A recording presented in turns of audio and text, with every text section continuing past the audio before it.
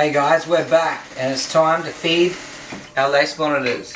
So we have Tauros in here, and we got Xena up the back, which is a bell phase lace monitor, and then another normal phase here, which is Rabbit.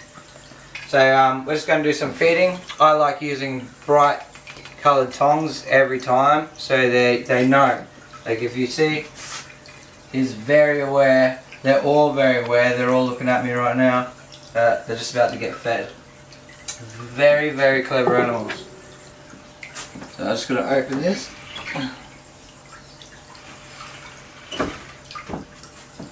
And today we're just feeding them some steak that I had left over in the fridge. But Tauros here will go straight for it. Nice, good boy. And we'll see if Xena's not as much of a, here we go. Good gal. So Xena is very handleable and very friendly. I've had her since she was tiny. Alright, well, Rabbit. There you go. Took you too long, Xena. That's what happened. Alright, so we're going to get in there for Rabbit as well. Rabbit.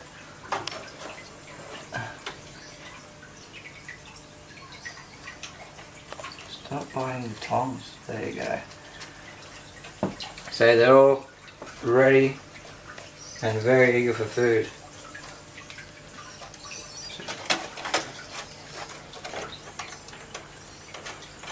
Still got to clean out their water. Just got to do that as well. But I'll give them a bit of a feed first. I always feed Tauros because he's bloody hungry, and he always comes straight out, ready to eat. Come on, Xena. No, Tauros, not over here. Oh. So these tongs, they're good and all, and sometimes having the rubber does help for animals' teeth, but it also gets caught on there. I'll try to get all the way in here for Xena. There you go, Xena. That's Rabbit. Rabbit is always jumping around like a frog and sitting up on the wall like a frog all the time. So we're going to give him quite a fair bit. This is two little steaks cut up that I just had sitting in the freezer for ages, and I was like, oh, why not? Because lace monitors, hunters and opportunists and scavengers, they will eat literally anything that you put in front of them. Insectivores and carnivores.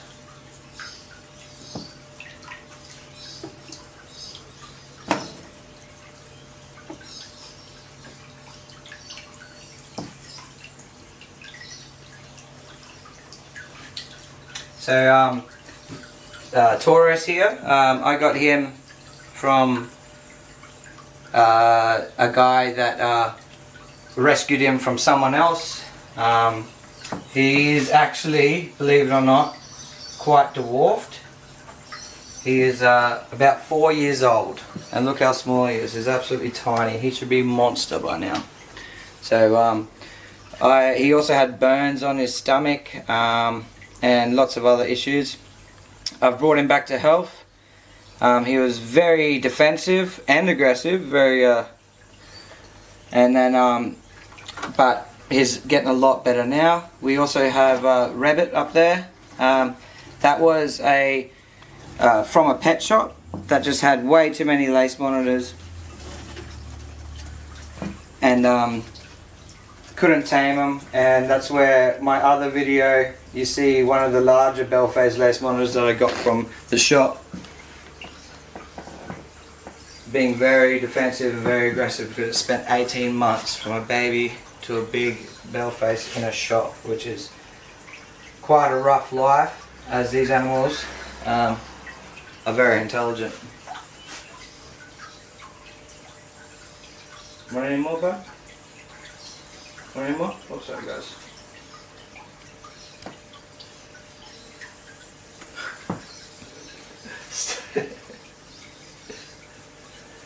Surprisingly, they don't really attack each other. Being rather intelligent creatures. I am not sure of all the sexes that are in here. I'm assuming Tauros is a male just from the way his snout is, and then Xena may be a male because she's only 9 months old. Oh, should probably be a year old now, and she's already bigger than Tauros, and his are meant to be 4 years old. And then I'm not too sure on how old that one is, but as I said, most of my animals here are either rescues or giveaways, and then I also have my personal ones that I have bought or purchased from someone, like Xena for example, and they're a lot kind of natured because I've spent lots of time with them. Want any more? No? Xena? Go on, one more. Alright, so they're getting pretty full now. Tauros and Rabbit don't want to take any more. Xena, when I first put them in here, they were battling, not really battling, but like showing dominance. So Tauros was always eating majority of the food, and these other two were picking up the scraps. So I had to make sure that I had to give them their, like, hand feed them their own to make sure everyone gets some. And that's the only downfall of keeping lace monitors in the same cage, is they you have to make sure that everyone's getting an adequate amount of food. Alright, cool. I also built this backdrop, built this cage with my mate Carl as well. These are literally glass fence panels for around your pool fencing, and then I just made them into my own sliders. But it looks pretty cool. We went down to the local bushland, I guess, and there was this log right on the side of the road as we pulled up. I was like, it was covered in bark, it looked horrible, and then I gurneyed it all off, made it look real nice. And look at it, it's perfect. It's even got a sandstone rock inside of it where the trees growing around it. Very cool. Anyway, that's Xena, Tauros, and Rabbit.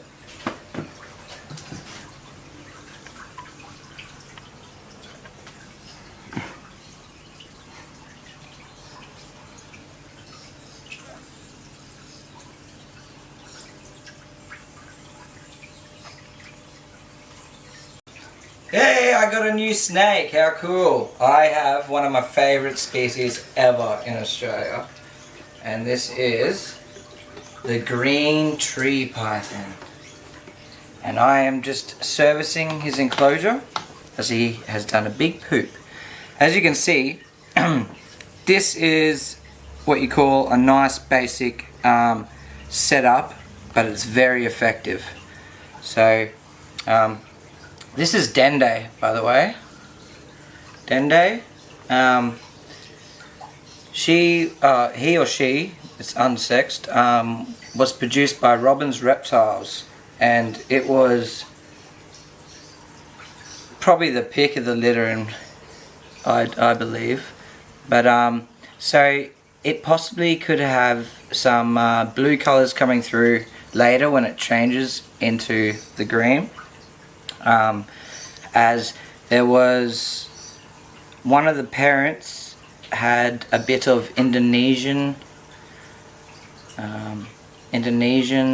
green tree python in it, so they come out with a little bit of blue, where pure blood Australian green tree python come out green and then with some white dots through it. So it'll just be interesting to see what happens with this one. These guys are very fragile, very arboreal, very fragile. You literally don't hold them that often. I still hold this guy, but I just put my hand out, and when he's ready he'll crawl onto it. And you just can't force him to do anything, basically. If you force him, you could damage his very delicate bone structure. There's another cool thing about these guys too, is they actually have a little lure on their tail. So I'm trying to be very gentle with him. Show us your tail, mate. So his tail is in there. Here we go. He's getting a little bit active, which is good. Normally they strike down onto their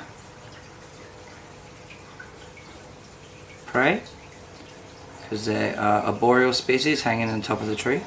But anyway, so you just got to be very careful with these guys if you're going to be handling them, as you don't want to damage any of their teeth or bones. But his tail, I'm trying to get him to just move a little bit just so we can see, but his tail has like a little maroon tip, which is very cool, and he wiggles it around using it as a lure to attract his prey. Just like the death adder and a few other species, they all have lures on their tail to attract their prey, which is very cool. Also, another fun fact, if you look at their eyes, see how it's like a slit pupil? I can't remember the actual term for that, but it looks like a cat's eye. That means these guys are built to be hunting at night, so they're a nocturnal animal. Alright, anyway, so I'll quickly run down what I do with the enclosure. And this enclosure was actually given with the snake when I got it off Robin's Reptiles, which is awesome. Has a thermostat hooked up to a heat map. You put the thermostat thermometer through there and it will turn off. It is at a constant 30 degrees. Constant 30 degrees all the time, and it will not drop and it will not change. Also, you need a large water dish to produce a lot of humidity. This is 80 to 100% humidity, and they prefer that. Being up in the tropics, they're a very tropical snake up near the equator. I'm going to have to F10 this one as well, so because he's done quite a nasty poo, because I gave him a big feed. I'll put that clip in the video. He's got a big feed. But so you just get the paper towel out. I've got to mix up some F10, give it a spray with the F10, wipe it all out, and then put some new paper towel in there. And then he should be good. You can just put a large dish right on top of the heat mat, and that will produce all your humidity and turn it into like a tropical rainforest in there. You don't want to go too crazy as a young snake, and you want to keep it nice, hygienic, bacteria free, and you'll successfully be able to grow your snake. This is the first time me doing it. First green tree python, and it's always been one of my favorite species, so it's quite awesome. But what a spectacular animal. So everyone meet Dende. If you're a Dragon Ball Z fan, you'll understand.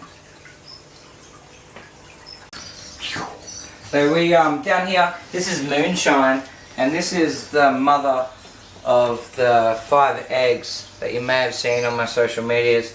But this is a Xanthic black-headed python. She's going to be quite hungry, as I have fed her after she gave me those eggs a few times now, but she's just a black-headed python, so they're always very food orientated. But she's normally pretty good once she's out and she knows that's not food. So what I like to do is I like to just let them know, as I feed all my animals in their enclosures, so they never exactly understand that. There we go, she's not very happy. So I've had her since she was quite little. So I was just letting her know that I'm picking her up. She's not getting fed. And oh, come on, darling.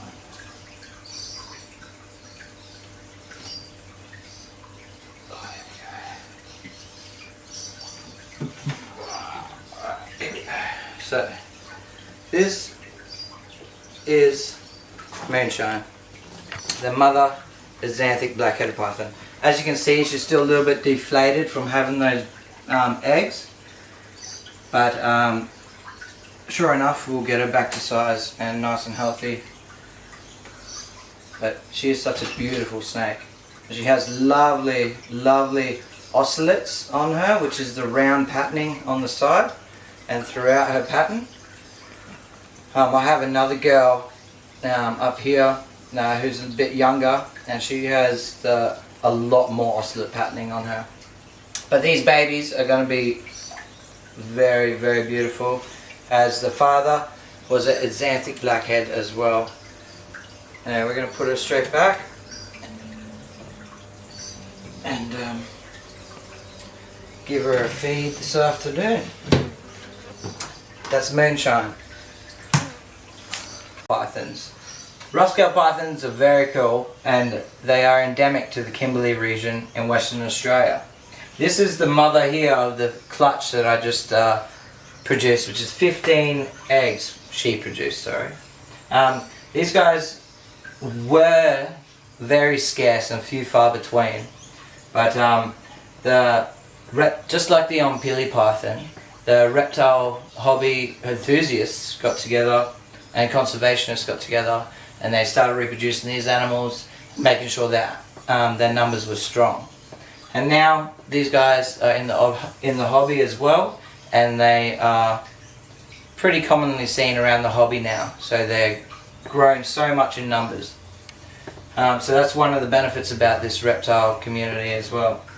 These guys are very cool, also being a very arboreal species, always hanging out in the trees, in the rocks, anywhere high above, and they have really, really large fangs, because their fangs are designed to bite through feathers and in through fur on bats and anything like that, where they're just hanging in the caves. If their fangs was too small, it wouldn't be able to get past the feather coating or the fur coating and hold them in place. So these guys love to strike at very long distances, a lot further than many other reptiles that we have in Australia, and I just love them. They're just beautiful. They have awesome big eyes and nice boxy heads. That makes them just look so pretty, and they have to be one of my favourites in the hobby, alongside the green tree pythons. But how cool is that? So we have 15 eggs ready to go. Alright, we're going to go clean the elapids.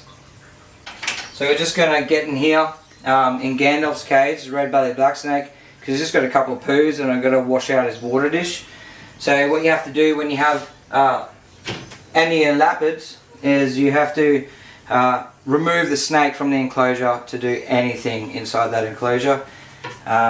Just to stop, it's very aware of food as well, because obviously when I'm opening the cages, it's not always for a play, it's also for just feeding majority of the time. So if you've seen any of my older videos, you'll see how big Gandalf has got, and Gandalf is a lot bigger now. Still a little twitchy son of a bitch, but he is a lot bigger, making him quite a lot easier to handle. Maybe.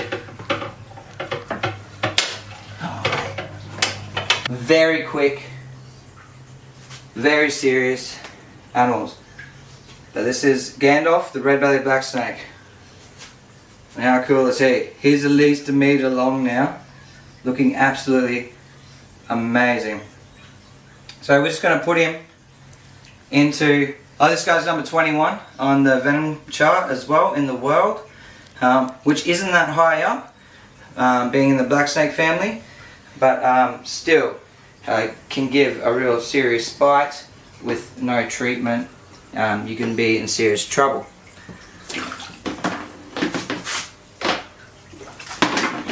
Sorry, buddy. Oh, okay.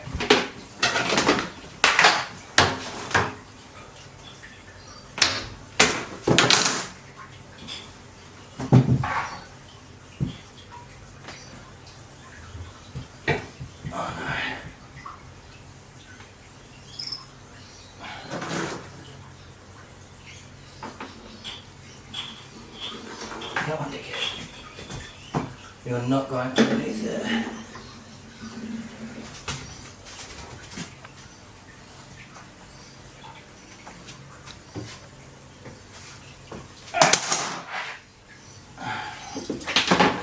Dude.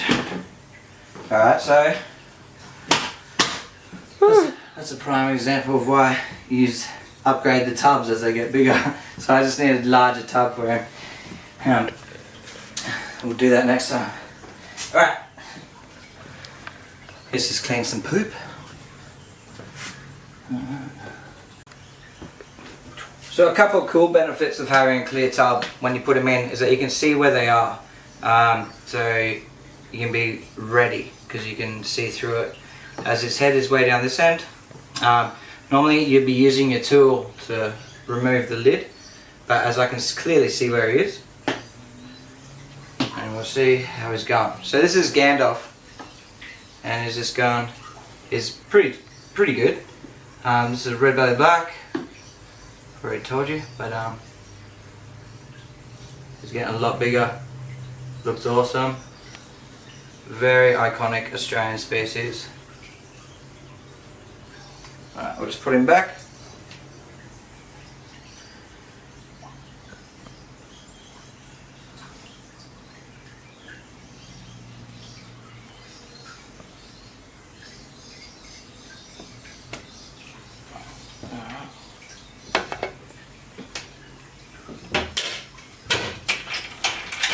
Locked and secured. Alright, now we're going to do the same with Galaxy here. Galaxy is my spotted black snake, also known as the blue belly snake. She's number 18 in the world, most venomous. Even one more venomous than the mulga snake. So she is our most potent, neurotoxin potency of all black snakes in Australia, which is pretty cool. So I'm about to get her out. She's grown quite a fair bit as well, and just to do a little bit of a spot clean in her enclosure. Alright, let's do that. Hey darling, so she comes straight out to me for food. She knows I'll just downsize my hook. And we'll go.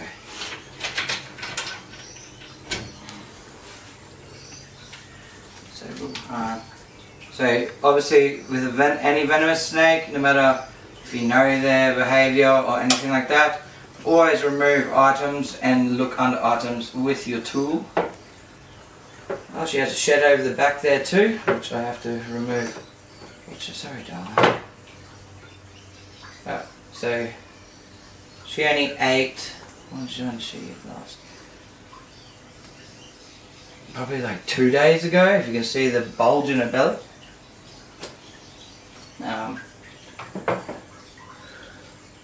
Just gotta hook her out. It's very slippery and active on the hook. And so, just so you know, the reason why I'm not just going in there and toweling this animal is that she is quite small. So the smaller the snake, the more agile and the less time you have to move out of the way. So it's actually not good for you to be tailing a venomous snake at this size. She is absolutely pretty, and she's quite in blue, and she's about to go to shed. It's pretty crazy. This must be the red phase, which I'm pretty excited about because they are a beautiful animal. As she's called a blue belly as a nickname, but if you look at her belly, It's nearly as red as the red bellies. So how cool is that? But she is a very, very cool snake, and is very, very intelligent.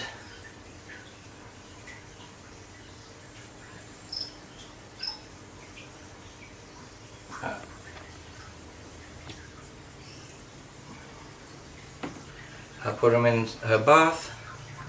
There we go. Come on, darling. There you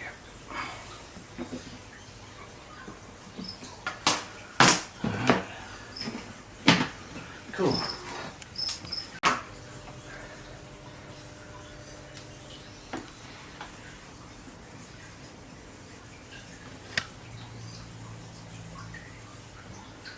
This is Galaxy. She's beautiful.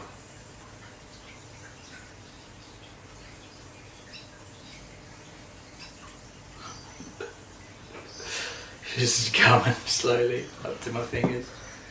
She's quite smart, and she does do little side bites when she can sense my fingers on the tongs or anything. But and when she does go to strike, she is a quick animal. Oh, how cool is that? Beautiful animal. Alright, let's put it back.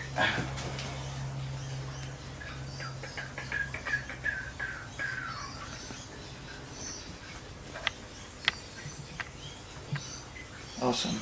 She's getting much bigger. Can go up to 5-6 foot long. Quite a big animal. But she's only a yearling. Probably just turning yearling now. Not even, maybe.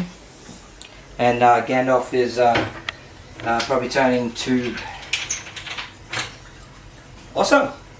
That's it for Winter Blooded today. I hope you enjoyed it. See you next time.